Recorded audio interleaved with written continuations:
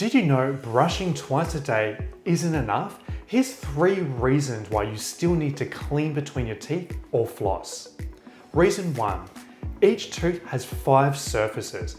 That means when you're brushing your teeth, you're only cleaning 3 of them.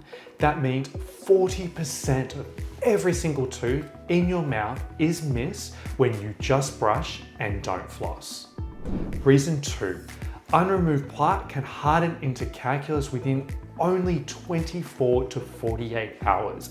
And once it does, no matter how much you floss and brush, you will no longer be able to remove it off your teeth and gums. And reason 3, flossing helps protect not only your teeth, but also your gums by removing all that bacteria that causes those horrible things like bleeding, inflammation, and early onset gum disease. Always clean between your teeth for a healthier smile and try for at least roughly 3 to 4 times a week, or even better, every single day to keep your dentist smiling. See our range of flossers and interdental cleaners below in our bio or visit thehouseofmouth.com.au.